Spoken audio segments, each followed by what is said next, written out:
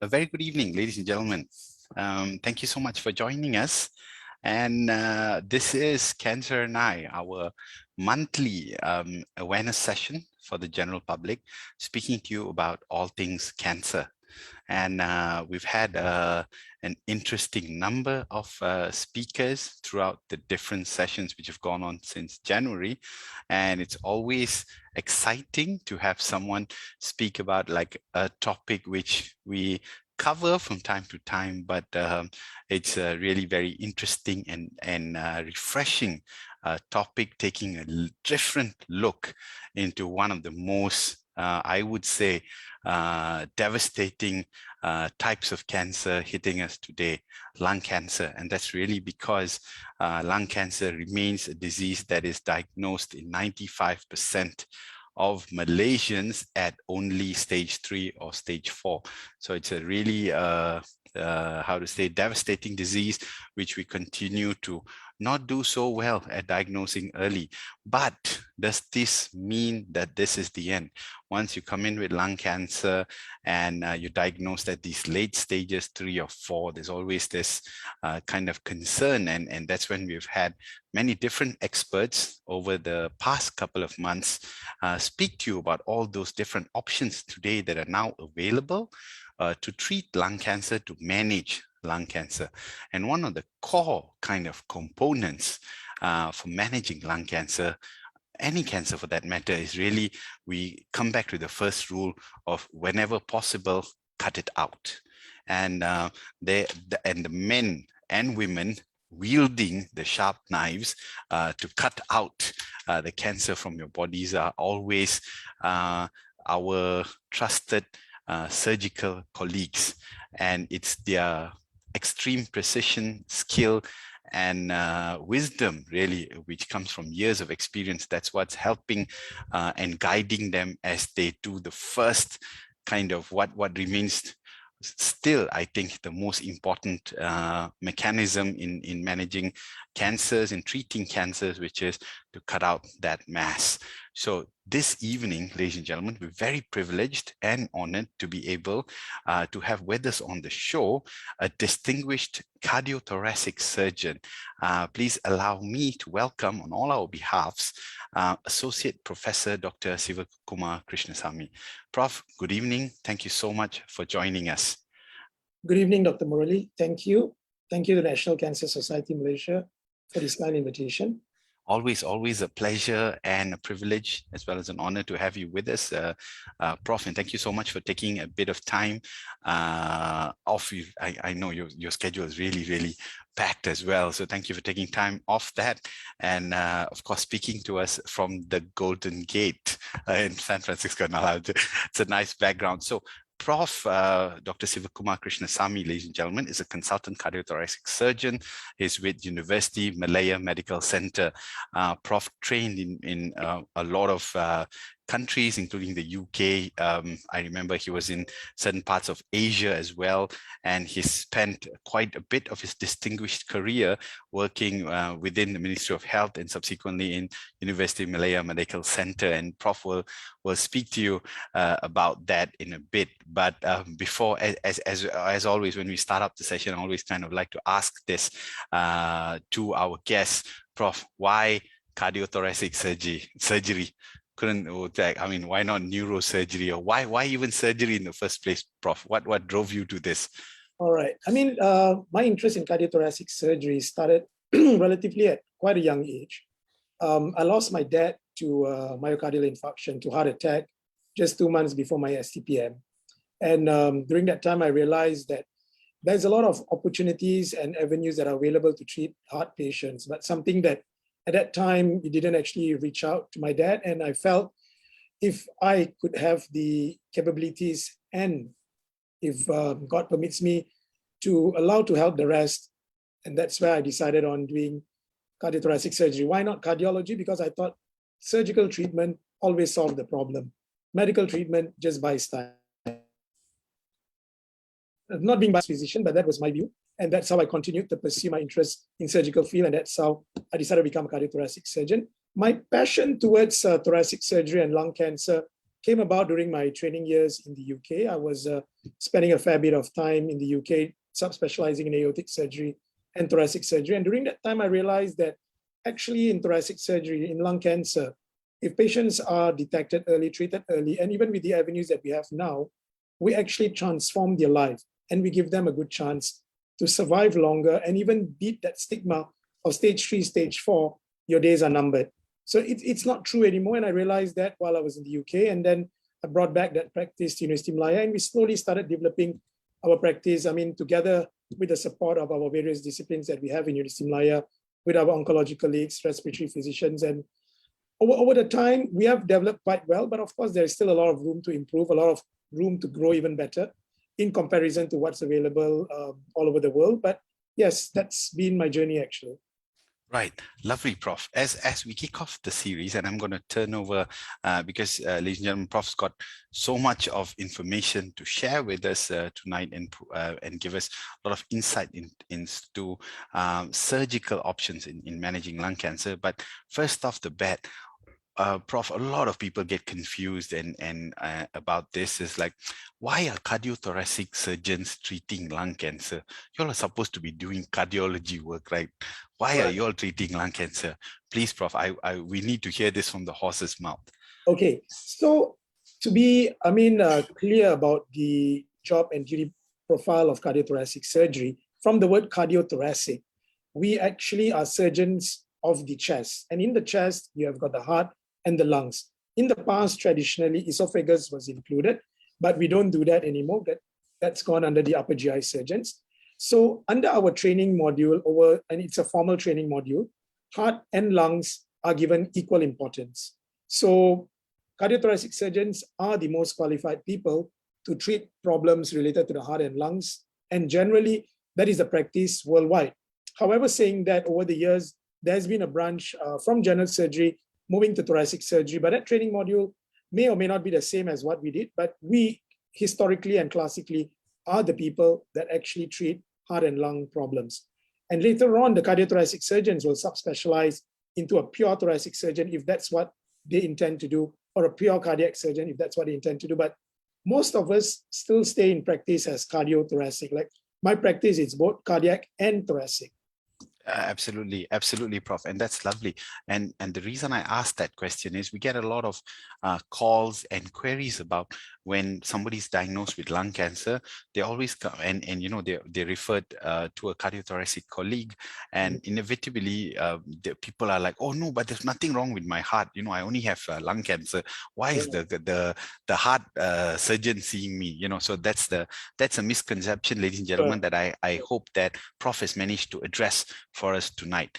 And of course, a second, Prof, and I think you're going to spend quite a bit of time on this this evening. I'm going to turn over the screen to you with this question, which I think you will be answering for us tonight, which is really, is there anything that we can do in lung cancer in terms of surgery? So, and that's really the crux of the session tonight, ladies and gentlemen.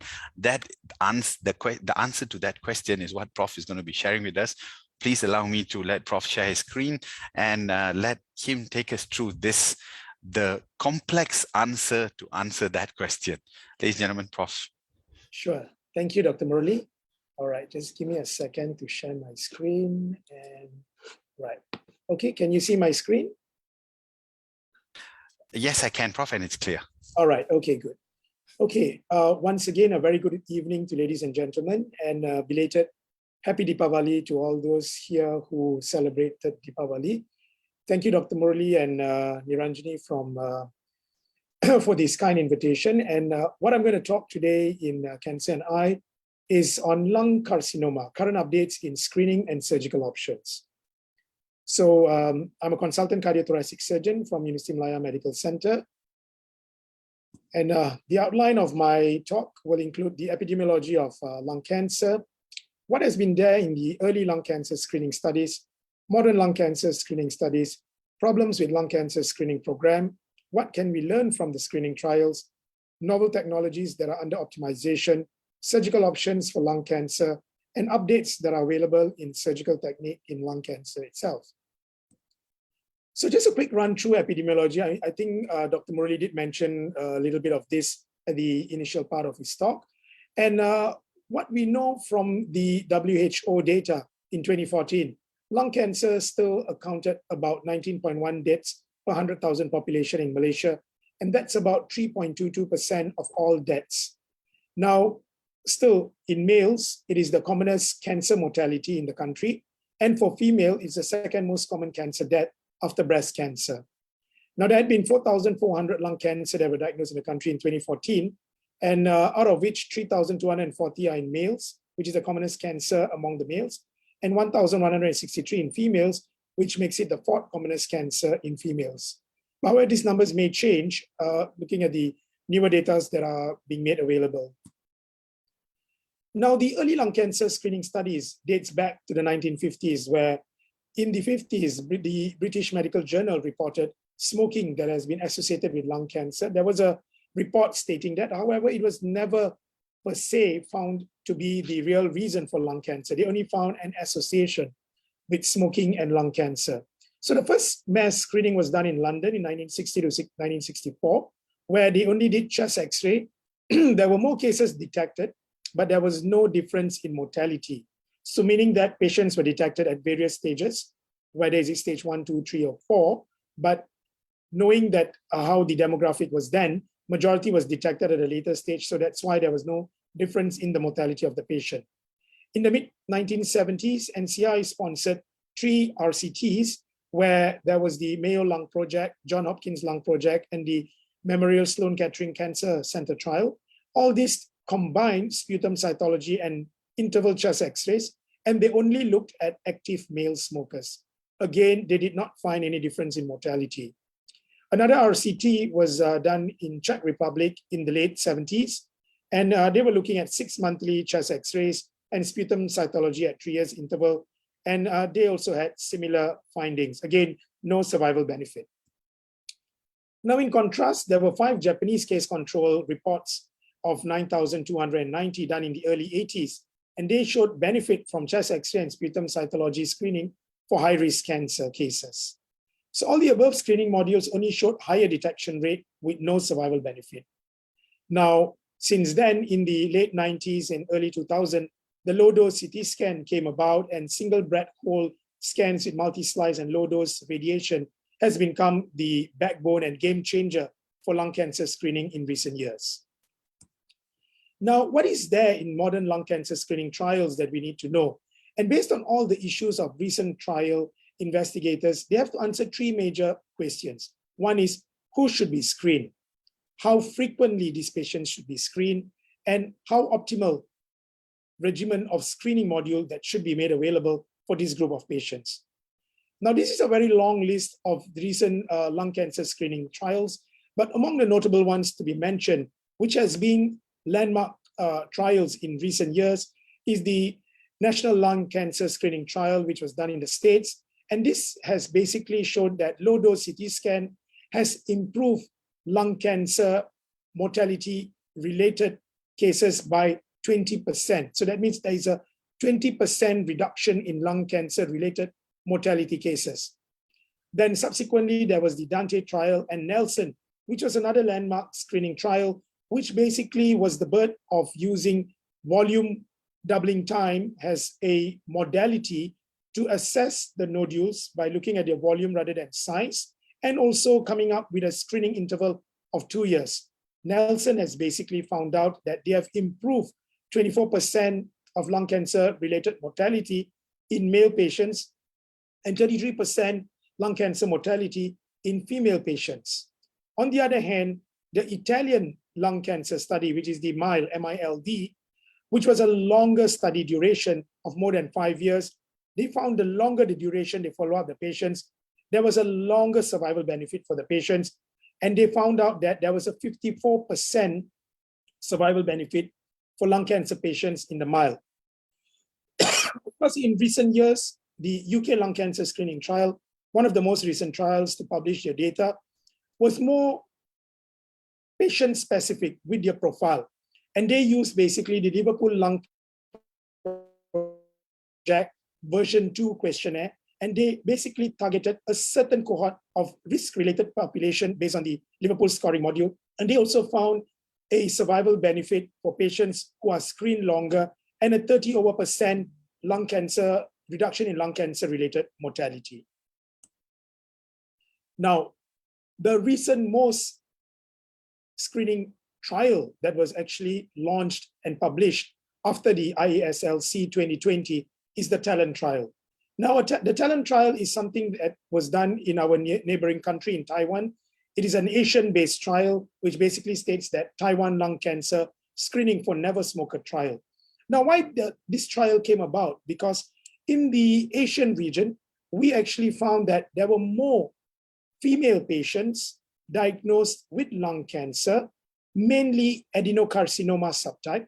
And this group of people are actually the non-smoker group of people. And they are mainly in the age group between 40 to 60 years old.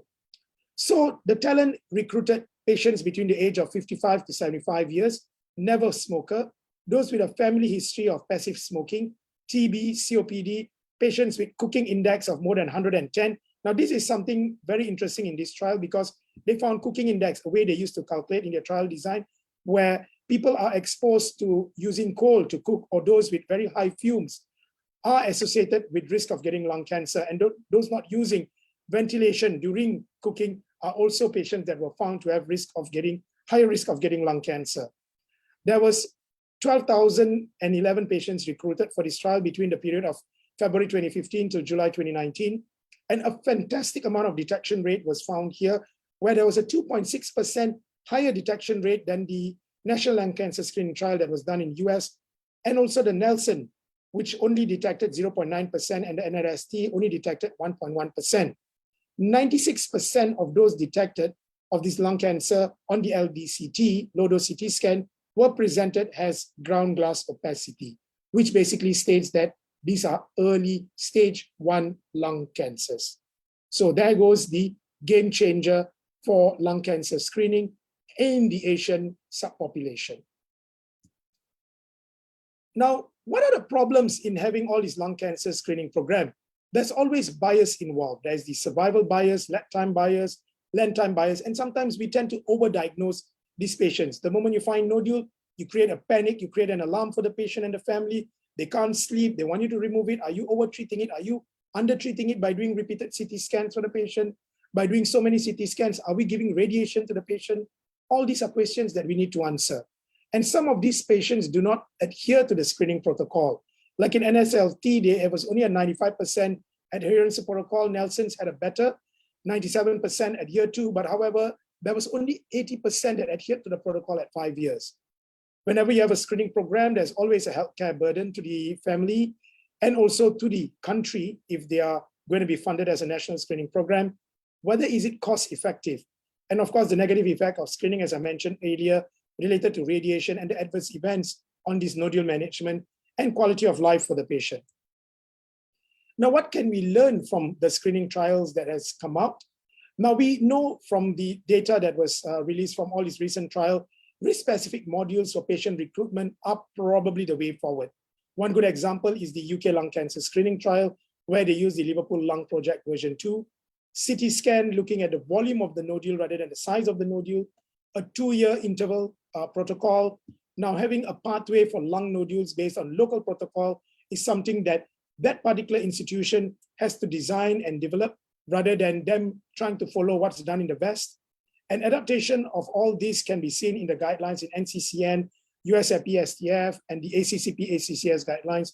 And it's been a grade B recommendation for lung cancer screening for patients between the age of 55 to 80 years. Now, what we can do for screening lessons that came from Manchester. Now, this was something that was commercially done in Manchester in the year of 2017, 2018. And basically, supermarkets like Tesco and Asda were offering cancer screening at their supermarket. They basically had portable chest X-ray machines outside the supermarket, and patients that were going out to buy their groceries on a Sunday morning were all invited to come out and just get themselves checked. And the moment something abnormal that was detected on the chest X-ray, they were then referred to the relevant authority to further work out on what was found on the chest X-ray. Now, what they found from that is there was a stage shift. 4 in 5 with early stage disease was detected. number of lung cancer cases, there was about 3% of those scanned. 46 cancers were detected in 42 people. 79% were in stage 1 to 2. Almost there was a 5-fold reduction in stage 4 disease for that subcohort of population that they screened. And 90% were able to be offered curative intent treatment. Now, this is what we are looking at, the curative intent of treatment. And that's where we as surgeons come about. And one in lung cancer for every 33 scans that was done. So this is an amazing number with a simple chest X-ray that was done outside a supermarket. So moving on from low-dose CT scan, there are some new novel technologies that are still under optimization, like sputum cytology that is being reinitiated from the initial screening trials, detection of circulating tumor cells, fluorescent bronchoscopy, which basically another new technology to see whether you can detect abnormally malignant cells with different colors during the bronchoscopy time, biomilk using microRNA with the combination of low-dose CT scan, the AIR trial in France, which is annual low-dose CT scan in combination with serum circulating tumor cells for 3 years. And of course, the recent MOSE trial that has been launched using a volatile organic compound under the LUCID trial with a diagnostic algorithm. These are all very exciting trials that have been launched, and we are all waiting for the data to be out to see how this can be used to incorporate into screening trials and how they can help out in helping patients to detect cancer early. Now, why did I speak so much about screening? Because that is the backbone for us surgeons to offer treatment for patients. Now, surgical options for lung cancer come in various forms. It can be in the form of diagnosing the lung cancer itself with rigid or flexible bronchoscopy, which is also sometimes done by the chest physicians, using a keyhole biopsy or open biopsy, or using a mediastinal scope where a scope is placed just above the throat to get biopsies of the lymph node, or localizing a lesion to be biopsied. The therapeutic component comes in the form of open lobectomy that is using a thoracotomy classical incision, or even a segmentectomy, removing a segment of the lung, keyhole lobectomies, which we call as VETS lobectomy, multi-keyhole, double keyhole, or single keyhole lobectomy or segmentectomy, combination of this with chest wall resections for locally invading lung tumors, sleeve resections for tumors where we can't get a good margin with a standard lobectomy, whether is it a single sleeve, you just removing the airway, or a double sleeve, removing the airway and the blood vessel and reconstructing it, tracheal resection and reconstruction, and robotic surgery with all the modalities of treatment options that I mentioned earlier.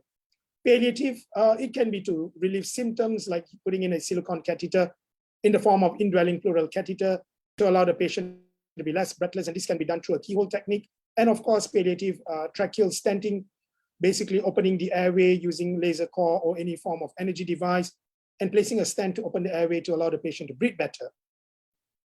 Now, all these have been there, and these are somewhat established and well-developed treatment modality.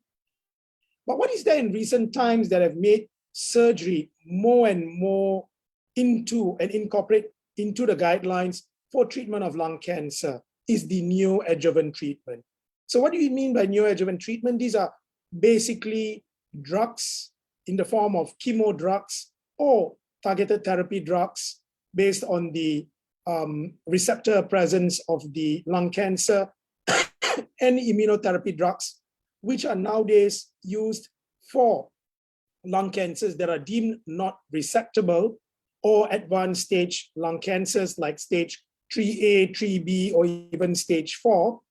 And the way these cancers respond to these drugs are simply amazing.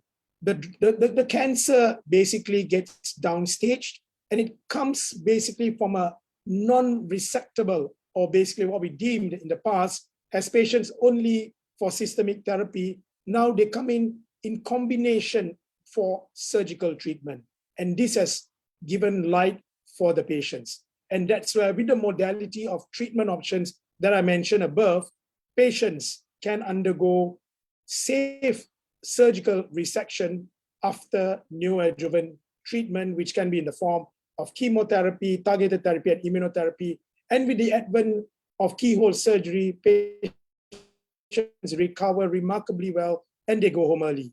And one of the newest data out to further support the role of lesser lung resection is the JCOG, a Japanese randomized controlled trial 0802, which was again released in the recent lung cancer IASLC meeting, which states that patients with lesions less than 2 centimeters, they can undergo segmentectomy safely, and the outcome in terms of survival and disease recurrence is equally the same if they undergo lobectomy. But the size of the growth has to be less than 2 centimeters. And with more and more screening protocol and devices that are available worldwide with low-dose CT scan protocols, patients are detected at a much earlier stage. And with ground glass opacities or smaller nodules, you do not need to subject the patient for a lobectomy. You can safely do a segmentectomy, and you can do it through keyhole. And that also is a plus point for patients to recover better. Other modalities of keyhole treatment options are non-intubated VETs. This is for patients who are in the past deemed non-operable with poor lung reserve, and now we do not need to put them on single lung ventilation, which are anesthetic techniques. You can basically use just normal standard ventilation and allowing the patient to breathe on their own without muscle relaxant, and doing all the surgical techniques that I mentioned above with keyhole approach or even open approach without allowing the patient to be paralyzed. And this further allows the patient to oxygenate themselves better during their surgery.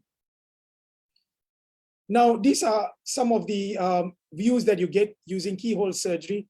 This is through what I standardly use in my practice, which is a single keyhole, which we call uniportal VETs. VET stands for video assisted thoracoscopic surgery. And this is basically a surgery for lobectomy. These are all still pictures going along the blood vessels and removing the blood vessels with a stapler device, which is a specific device we use to assist us to remove the blood vessels and the airway, which is the bronchus, and finally removing the lung. And we also use certain energy device, which allows us to free the lung from the attachments between the blood vessel and the airway itself. Now, this is what you can see, the wound and the incision for the single keyhole incision. All our instruments goes through the single keyhole. The size of the wound is only 2 to 2.5 centimeters. The view here is enlarged. You can see the view here. This is the size of the wound, and the chest tube comes out from the same wound.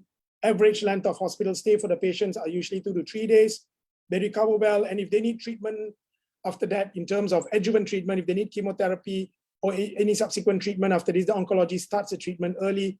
And after 2 weeks, they are back to their normal life, and they can get back to their normal routine. So these are all new revolutionaries in surgical techniques and approach compared to the classical open thoracotomy, where patients usually takes about 1 month to 6 weeks to fully recover and get back to their routine. And that also delays their treatment for additional adjuvant treatment itself. So from a small incision like this, you get a patient like this, who is an 83-year-old man on day 1 of his surgery, and see what he can do exactly after first day of surgery with a uniportal VETs lobectomy. Fantastic. Right, so this is what we are looking at with the revolutionary of surgical techniques in combination with modern techniques of screening patients, and of course, with the combination of all our modern therapeutic drugs, safer way of giving chemotherapies, targeted treatment, and also immunotherapies. You give the patient a fantastic outcome with a combination of all these multimodality treatment. Newer updates in surgical techniques, we have got micropods VETs, uniportal robotic VETs, that is the next game changer. Arrived in few countries like in the States and some places in Europe and China, will be arriving soon in Asia, and we hope to be also embarking in these in coming years. And of course, the other ways of approaching it through other incisions like uniportal subxiphoid VETs, another way of doing surgeries, but through a different site of incision on the chest wall. Now in Unistim Laya, we have been involved in lung cancer treatment for many, many years. There have been various ways we try to help our patient, but we have not actually started a formal support group. And I'm using this platform to actually start the initiation of that idea, where in combination with a NGO group and a medical company called the Rio Medical, we are basically setting up the Unistim Laya Lung Cancer Support Group. Now, this is basically to support the effort of driving lung cancer awareness for our patients. And this platform will also serve as a patient support platform. With this supporting the effort to raise awareness of lung cancer and patient support platform, which are all committed in the initiation of the University Malaya Lung Cancer Support Group, and also assistance from the medical device and instruments for the needy. And we also will find ways to support the surgical course and treatment for these patients in various ways of welfare support for the patients that come to us. So some take-home message from my presentation. So if you have got, or you know anybody with prolonged cough of more than 3 weeks, they need a chest X-ray. If you're unsure of the chest X-ray findings or cannot correlate with the symptoms, get them a CT scan. You can adopt on elective screening protocol based on current evidence. However, this is not a national policy yet. So all the data that are available, we basically, as the providing physicians, have to give the public the right information.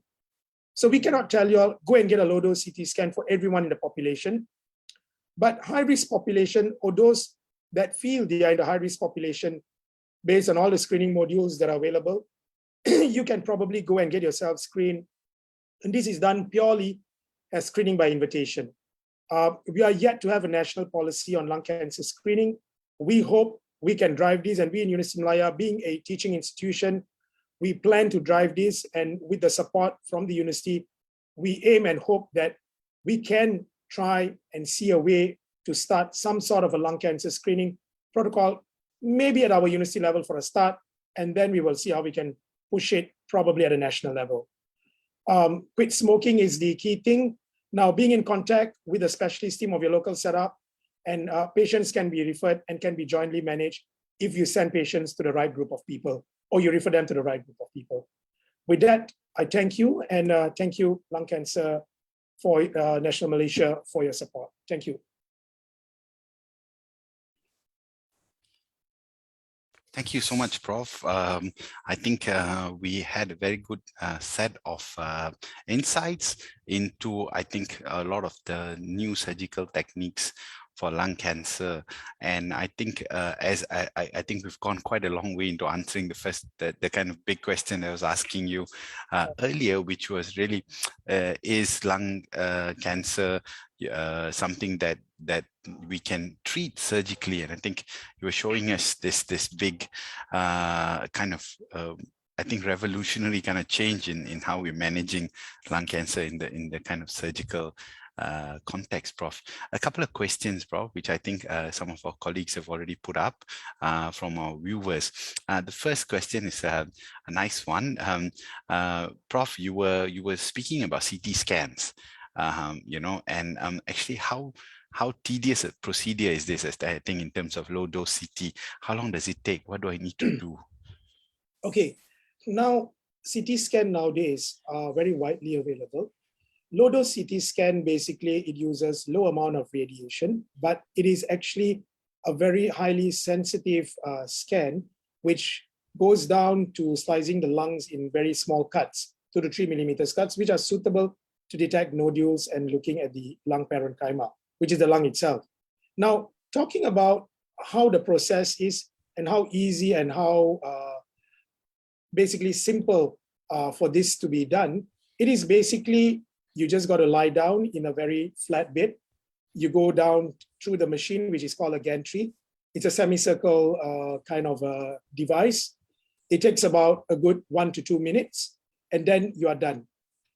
They do not use contrast, and that's where you do not affect your kidneys, or you do not need to fast.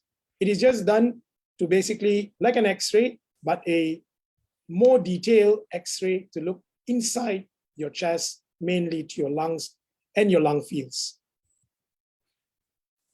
Right. And it's so quick, right, Prof? Now you don't need to be fasted for this procedure. No, you don't need to. Absolutely. Okay, lovely. Prof, so, and you were saying just now that we don't have really a guideline at this point in time, but would you kind of your thoughts on this would be, if somebody was at high risk, we know that smokers, we encourage them to go for low dose CTs. Is there any other kind of groups of people that you would think would benefit from maybe doing a low-dose CT? Well, I would suggest, based on the data came out from the talent screening trial from Taiwan, even ladies, because nowadays I tend to operate on a lot of female Chinese patients specifically in the age group of 40 to late 60s. And this group or this cohort of patients are actually non-smokers, no family history of any form of cancers, and their husbands also don't smoke. But if you dwell more detail into their history, these people are mainly the homemakers. They do most of their cooking and spend most of their time in the kitchen, and being exposed to the fumes and all these cooking fumes, and in a not very ventilated environment without proper ventilation, probably has an impact to their lung health. We actually don't know for say, but the talent trial has given us an insight. So this is one more additional group I would suggest. If you think you carry this risk and you think you have this risk factor, why not go and get at least a one-off low-dose CT scan and just check yourself? Because the low-dose CT scan is also not a very expensive modality and tool. Again, like I mentioned earlier, it's screening by invitation. So people are only, when you want to do it, you got to ask for it. That means it's not offered as a service unless certain hospitals offer it as part of a screening health package. So then you probably can do it as part of a screening health package with checking your heart, your kidneys and all that. But otherwise, if you need it specifically, you probably got to go and ask for it in whichever hospitals that offer that service. Right, absolutely. Thank you, Prof. Prof, there's and this is, I think, quite an interesting question as well. So, Prof, you were saying just now, you were showing us pictures of the new surgical methods, which you were saying much less invasive. So is this something that is going to be considered for even advanced lung cancers? We generally hear with other cancers, you go for, you don't go for surgery. How is this different in advanced lung cancer? All right. So, I mean, right now, in terms of surgical technique, whether is it early stage or advanced stage, the approach, whether it is open or keyhole, the aim of the operation is still the same. You got to remove the cancer. You can't leave cancer behind. You got to remove the lymph nodes. Now, these are things that are in the basic principle of surgical treatment for lung cancer. Now, a keyhole or an open approach is basically what we call as an access approach, how we get into the chest. Now, getting into the chest, we found with the open approach causes patient more pain. Some people actually get a tremendous amount of pain, slightly longer hospital stay, and that also delays the treatment time for the next treatment modality.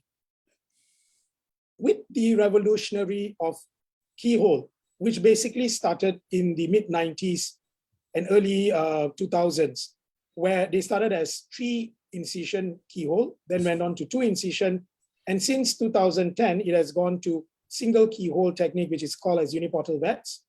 We find that patients recover faster, they go back home earlier, and they get back to their normal life faster. Now, how is this important?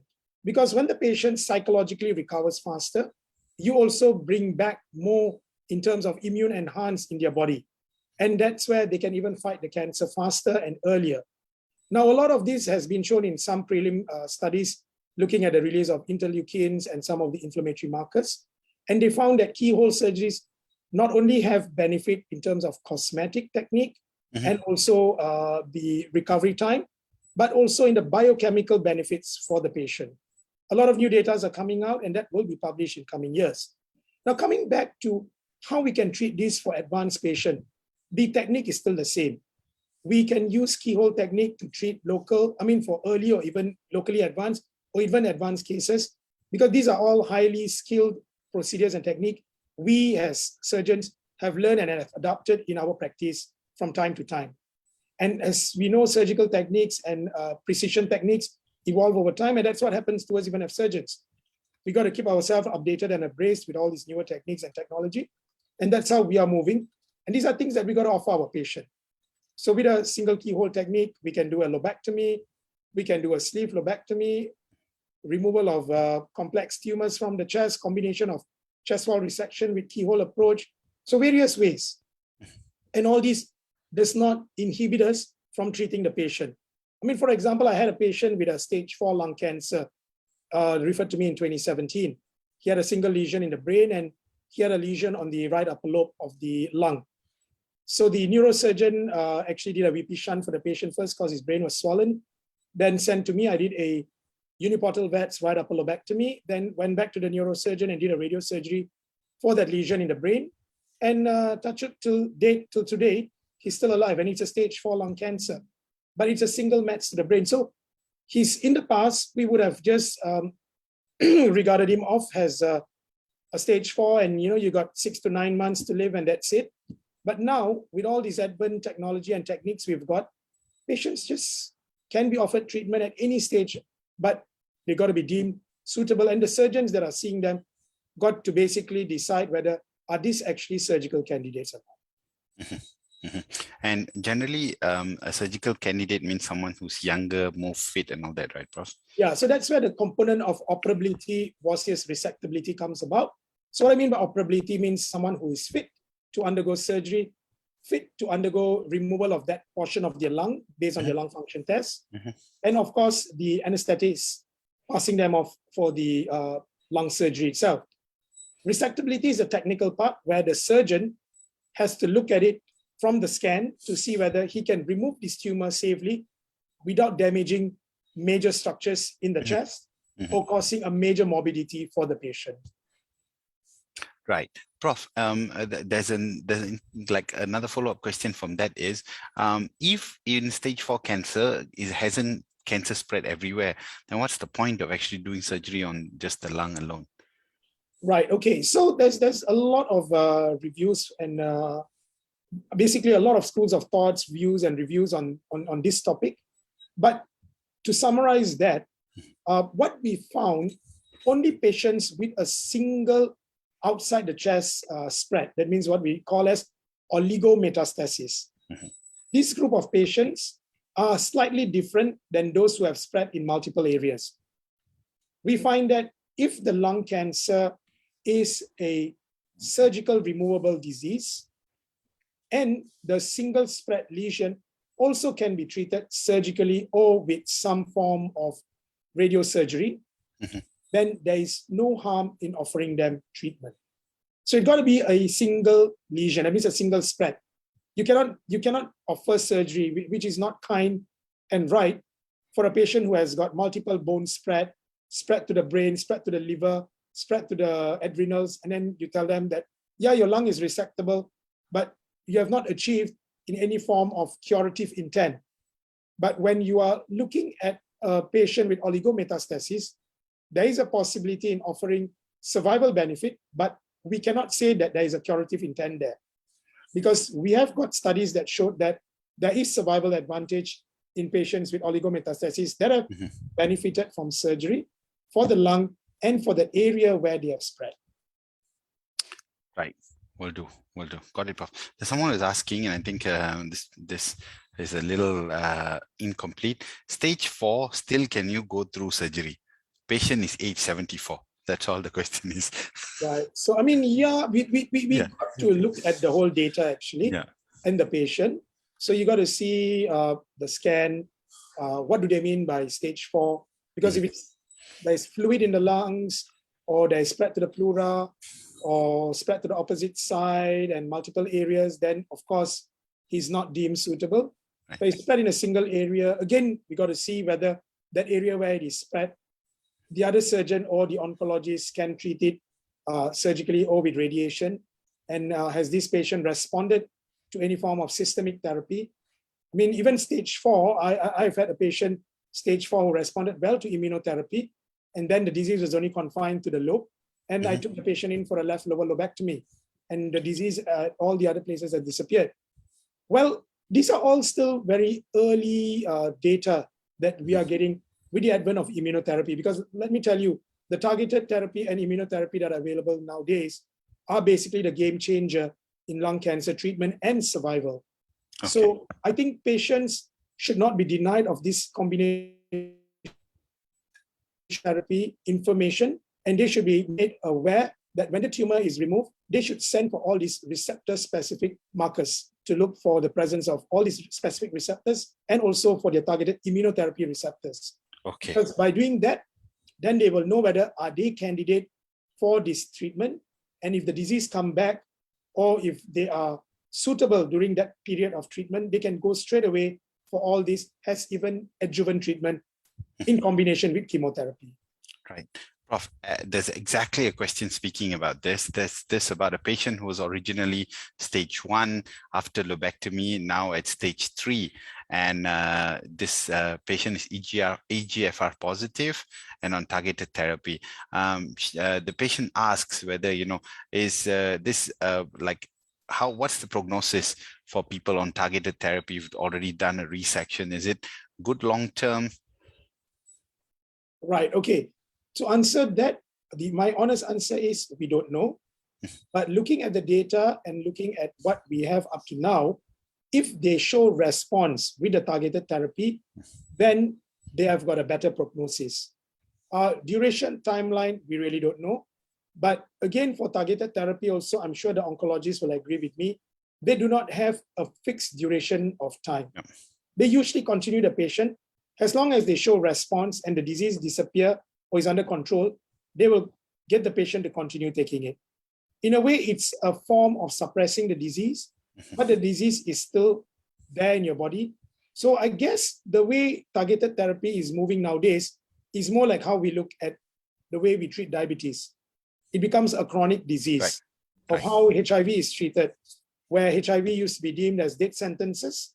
But then nowadays, with all the newer drugs that are out for retroviral disease, it becomes a chronic disease. Chronic disease. You still absolutely. can live, but you live with a chronic disease. So we never know.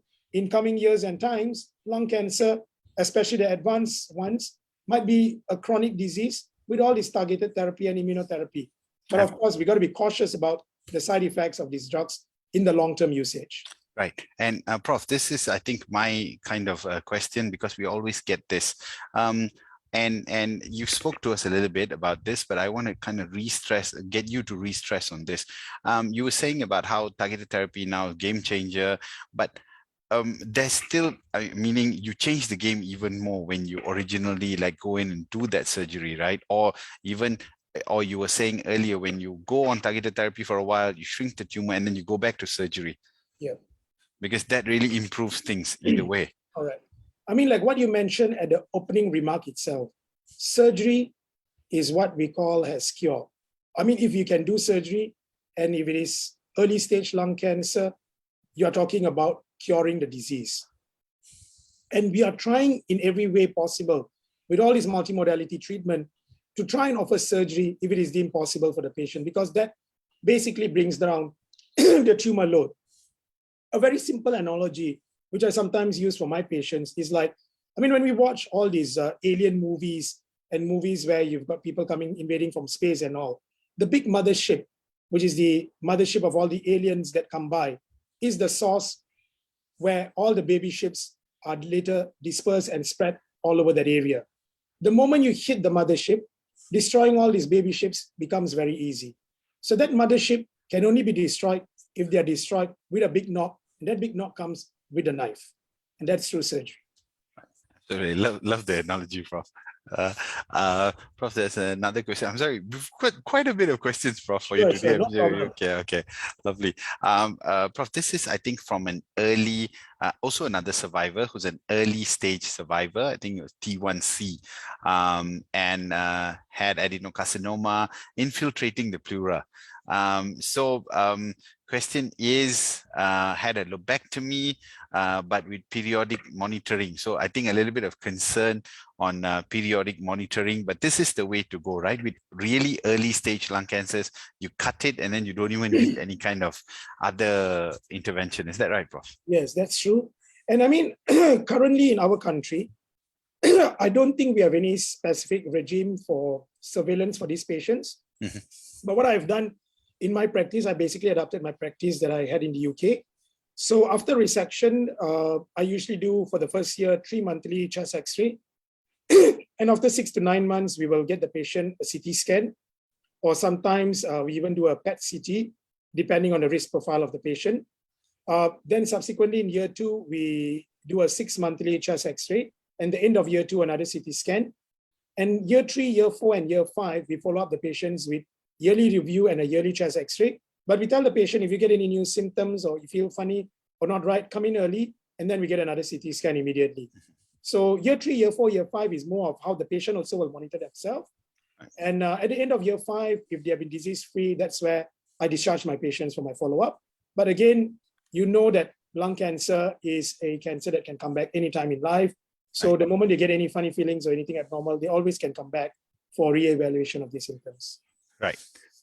Thank you, Prof. Prof, I want to go back a little bit back. We've been speaking about treatment a little bit, and we spoke about low-dose CT scans. There's a question, and I'm trying to bridge that. So let's say we do find, something, you do a low-dose CT scan, you do find something abnormal.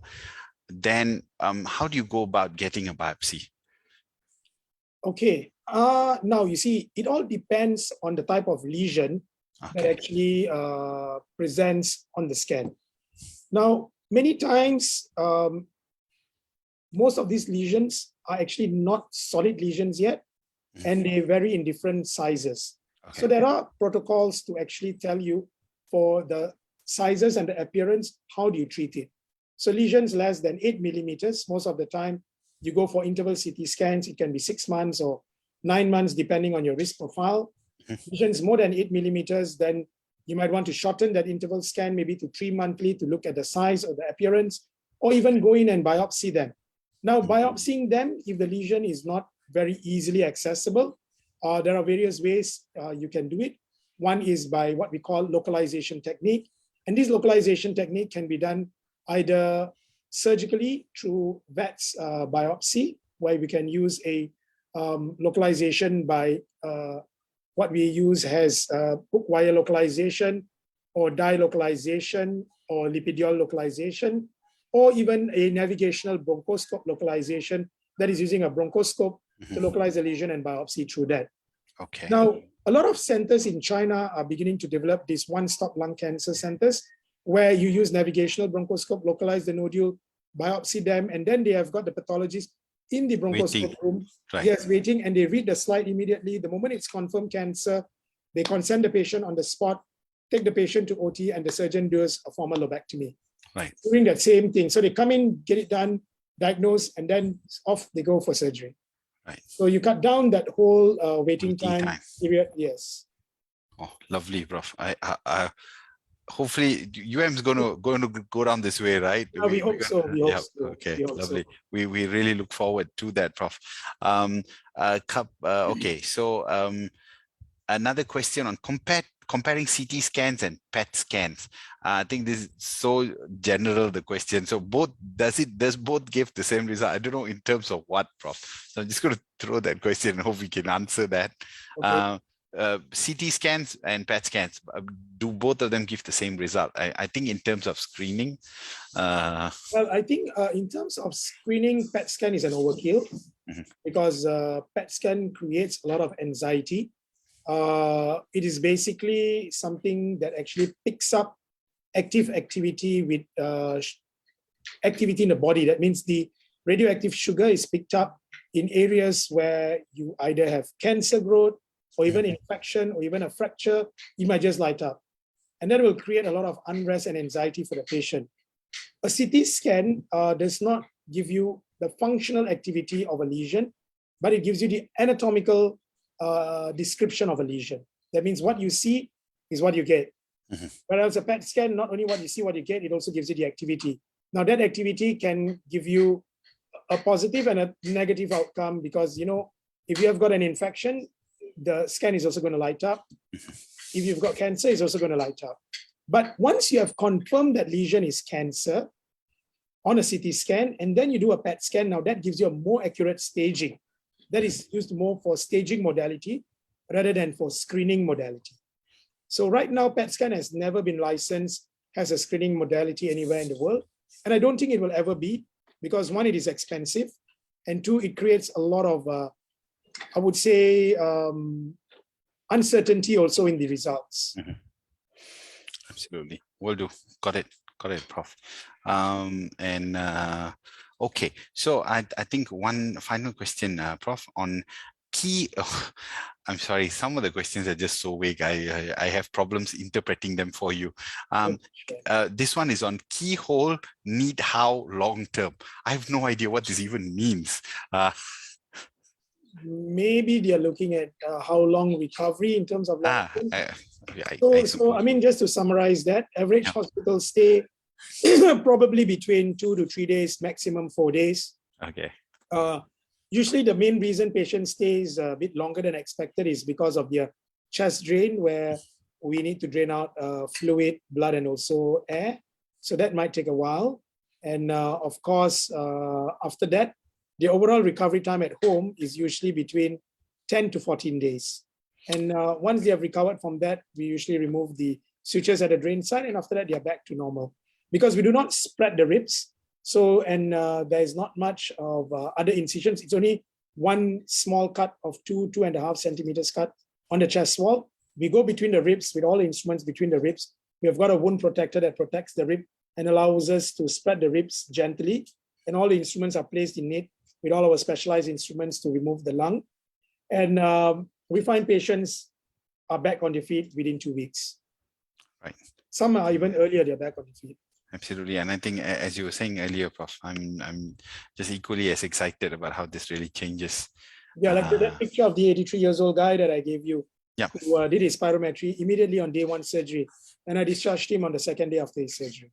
Wow, amazing. And he's still hale and hearty, yeah? Yeah, absolutely. Absolutely. Yep, touching all the wood. Prof, as we come up, thank you so much for taking all these questions and helping shed light on all these answers. I hope, ladies and gentlemen, this has been very helpful for you in terms of all these questions that we've kind of we've answered everything actually. And as we're coming up to time and coming up to the end of the session, again, I think this has been a lovely session, Prof. I think just to kind of close your eyes and imagine that we've always thought about lung cancer surgery being this huge cut down your chest, and you know everything's crisscrossed with scars, huge amount of surgery, like it's basically removing like big parts of your lung, and then you're going to have to suffer through it, and then now you imagine that Prof has spent about this and the hour perhaps telling you about how now, hey, this is becoming something like an appendicitis operation already, and rather more so than us looking at surgery in a very negative perspective. I think Prof has put it contextually into how surgery has really still remains the most important thing that we can do to kind of manage lung cancer. And we've got so many options with surgery now. So you do chemo and then you come back to surgery, you do surgery and then you go back to chemo. It's very interchangeable. And most importantly, as Prof says, it's all about also operability, as in like how how operable is that lesion, but also the individual as well. Like how are you as an individual? So it's becoming more and more personalized in that sense, isn't it, Prof? Yes, absolutely. Because every one patient is never the same. Right. So if you hear patient 1 who might have the same problem like you, underwent surgery, and patient B who was not offered surgery, there could be a reason why that was done. And again, like what you mentioned very rightly, Dr. Murali, cancer treatment has come as a personalized treatment. Every treatment in this time and age is tailor-made according to that individual patient. And it's not one cap fits it all, but it's many caps that fits it all nowadays. Right. Lovely, Prof. So, and as we draw the session to a close, Prof, you had some like a few insights that you shared with us earlier. You had some take-home messages. Maybe would you be able to just give us 1 or 2 things that we really need to chew and take home as we end the session this evening? Right. I think the first thing is that in terms of the summary from the screening, so for those who feel they are at risk or might be at risk, it's never wrong to go and get yourself screened, but make sure you go and get yourself seen then by at least a chest physician, because a chest physician is the person or the gatekeeper to screen and follow up your lung nodules. And subsequently after that, if the physician feels there is a need to refer you to a surgeon for further evaluation, then you come to our step. Now, in terms of surgical treatment and what's available and what's offered, always get yourself consultation from a multidisciplinary team. That means not one doctor makes that decision for you. Get a team, that means a team which includes surgeon, oncologist, chest physician. And that's the kind of way we treat lung cancer nowadays. And it's not one person that makes the decision, but it's a team that makes the decision. Like in University Malaya, we have a lung cancer MDT. And in our lung cancer MDT, all the lung cancer patients, we discuss their treatment options and modality of treatment. And that's how we arrive in deciding this is a surgical patient, or this goes for initial neoadjuvant and may decide for surgery later, or this is absolutely not for surgery and only go for chemotherapy or radiation therapy or treatment. So that's what we need. And in this time and age, I mean, we as doctors, we work across boundaries. It's no more like in the past that this is my place and you cannot cross into my place, or we can't get onto the oncology patient, nothing like that. Everybody works together now. And I think that's the message, even as patients, the patient has to be aware so they can get views from various parties and not only from one person. Absolutely, Prof. Thank you. Thank you so much. Thank you once again. Such a lovely session, so much that you shared with us. And I hope, ladies and gentlemen, that proves to be really helpful for you all, both now and in the future, as we all kind of go through this whole journey of, facing cancer. Ladies and gentlemen, this was Associate Professor Dr. Sivakumar Krishnasamy, Consultant Cardiothoracic Surgeon at University Malaya Medical Center. And Prof spoke to us tonight about lung cancer and surgical options for lung cancer. Thank you so much, Prof, and hope to see you soon. And have a lovely evening, ladies and gentlemen.